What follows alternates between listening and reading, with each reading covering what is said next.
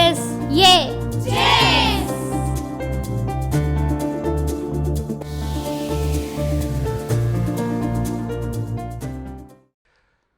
ఒక మంచి పౌరుడు, ఒక మంచి మానవుడు, ఈ రెండు కలిపితే మేము విశ్వమానవుడు అంటాం. నువ్వు మంచి పౌరుడివి కావాలి, మంచి మనిషివి కూడా కావాలి. దానికోసం నువ్వు చదువుకోవాలి. మంచి పుస్తకాలు చదువు, మంచి మనుషులను కూడా చదువు, మంచి మనుషులను కూడా చదువు. ఈ సమాజాన్ని ఇంకెక్కువ చదువుకోబెట్ట, లేకపోతే ఓడిపోతావు. సమాజాన్ని కూడా బాగా చదువు.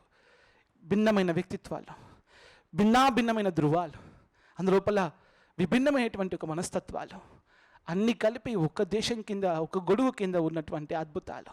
నువ్వు చదువు బెట్ట. ఈ రంగులన్నీ చదువు, నీ రంగేదో తెలుసుకో. రుచులన్నీ ఒకసారి రుచించుకొని చూడు, నీ రుచి ఏంటో తెలుసుకో. మనుషులందరినీ చదువు, నీ మనసు ఏంటో తెలుసుకో.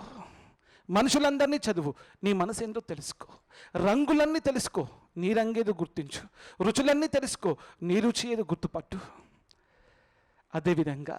అదేవిధంగా ఈ సమాజంలో జరుగుతున్న ప్రతి పరిస్థితిని చదువు. నీ అవకాశం నువ్వు వెతుక్కో. ఈ భూమి మీద జరుగుతున్న ప్రతి సంఘటన చదువు. నీ అభివృద్ధి ఎక్కడుందో వెతుక్కో. ఈ భూమి మీద ఉన్నటువంటి ఒక ప్రతి విషయంలో నువ్వు జోక్యం చేసుకో. నువ్వు ఎక్కడ నిలబడాలో తెలుసుకో. ఎక్కడ నిలబడితే గెలుస్తావో తెలుసుకో.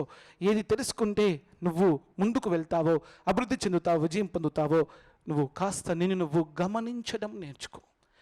ఎవరైతే గమనిస్తూ ఉంటారో వాళ్ళు జ్ఞానులు అవుతారు. ఎవడైతే జ్ఞానం వాడు ఆలోచిస్తాడు, ఎవడైతే ఆలోచిస్తాడో వాడు సాధిస్తాడు జీవితాన్ని. సో ముందు గమనించు, అర్థం చేసుకో, జ్ఞానం పొందు, ఆలోచన చేయి. ఇప్పుడు ప్రయత్నంతో శోధించి సాధించి వేసాయి.